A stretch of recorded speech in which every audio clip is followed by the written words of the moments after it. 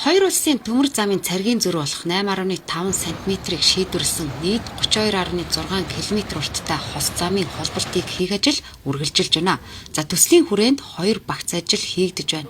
Тухайлбал төмөр замын дээд доод бүтцийн ажил 7.5% гүйцэтгэлтэй байгаа бол гүүрэн байгууламжийн ажил 31.9% байна.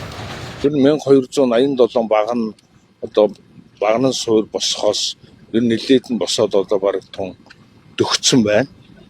Хоёрдугаарт бол Монгол тал руу бол ингээд дан нуруу тавих сарын өмнө ирж яхад бол дан нуруу дөнгөж одоо энэ хөлийн цаг дээр байжсэн бол одоо ийшээ ингээд нэг 242 дан нуруу 342 дан нуруу тавигдчихад байна.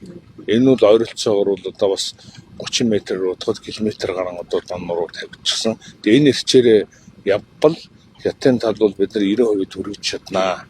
Оны төгсгөлд гэж сая одоо хятадын CRC одоо гүүрэн байгууламжийн компани одоо туузын орлогч даргаанд ярьж байна. Улсын хил байна. Улсын хилийн цаашгаа энэ газар бол яг энэ улсын хилийн энэ хоёр зэг дээр цаашгаа өндөрлөг, ийшгээ дахиад өндөрлөг хамгийн нам зэг нь энд байгаа юм аа. Тэгэхээр нөгөө релефээ дагуулад айлын тал бол одоо нөгөө далангаа усраад аваад ирсэн байгаа. Тэгээ эндээс цаашгаа бид нар далангийн одоо шийдлэр хийхээр хамгийн усрахаг одоо үер болох юм бол хамгийн нам дор зэг нь эндээ болчиход байдаг.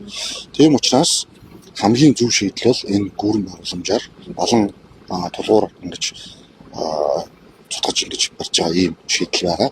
Энийг бас төдийлөн манай иргэд бас ойлгодоггүй. Тийм учраас их шүүмжлэл дагуулад байдаг.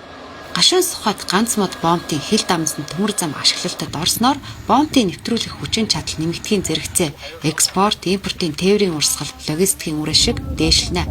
За өнгөрсөн амралтын өдрүүдэд зам тээврийн сайд Дэлгэр сайхан Өмнөговь аймагт ажиллаж төслийн явцтай ийхүү танилцлаа.